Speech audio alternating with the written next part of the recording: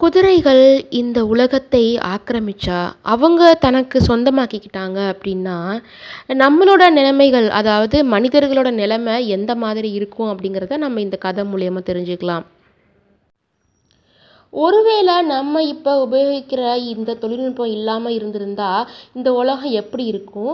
அப்படி ஒருத்தர் அந்த காலத்துல யோசிச்சு ஒரு கதை மூலியமா நமக்கு தெரியப்படுத்தியிருக்காரு. வாங்க கதைக்குள்ளார போகலாம்.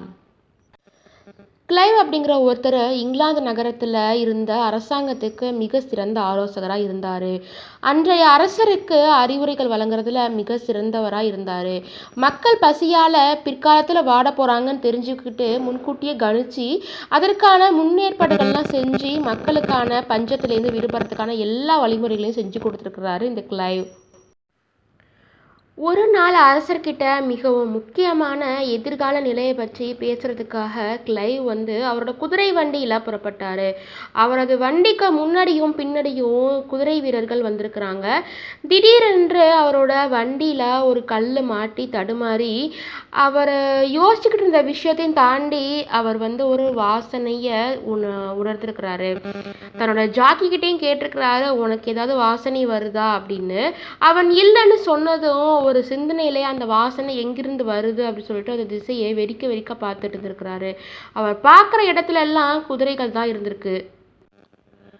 கிளைவ் இன்னும் ஆழ்ந்த சிந்தனைக்குள் இறங்கினாரு. அரசரின் அவைக்குள்ளேயும் நுழைஞ்சாரு. அவரின் தலைமை காவலன் கிளைவ் வரும் முன் இடைநிமறித்தான். கிளைவ் கோபப்படாமல் விக்டரை நிமிர்ந்து பார்த்தார்.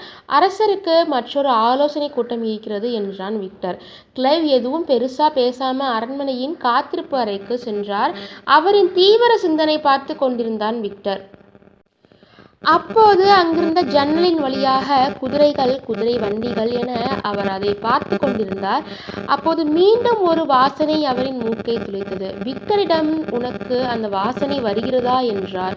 விக்டர் என்ன வாசனை என அதை கூர்மையாக நுகர்ந்தான். அவனுக்கு பெருசா எதுவும் புலப்படல.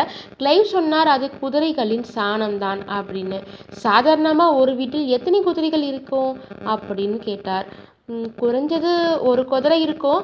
அதுவே குதிரை வண்டி வச்சுருந்தாங்க அப்படின்னா 3 பேருக்கு ஏற்றாற்போல் இருக்கும். வண்டிக்கு 2 குதிரைகள் இருக்கும் அப்படின்னு சொன்னான் விக்டர். இதை கேட்டதும் இன்னும் சிந்தனையில் மூழ்கினார் கிளைவ். மீண்டும் கிளைவ் சொன்னார், அப்படியென்றால் இன்னும் கொஞ்ச காலங்களில் குதிரைகள் இல்லாத வீடுகளே இருக்காது. அதற்காக நிலம் வேண்டும். தற்போது மக்கள் குதிரை சாணத்தை நிலத்திற்கு அடியில் புதைக்கிறார்கள். அப்படியென்றால் இதற்காகவே தனி நிலம் வேண்டும். நிலம் பாழாய் போகும். அதன் விஷம் நிலத்தை மட்டுமில்லை, நிலத்தடி நீரையும் வீணாக்கும். அதை உபயோகப்படுத்தும் நாமும் விரைவில் இறந்து விடுவோம்.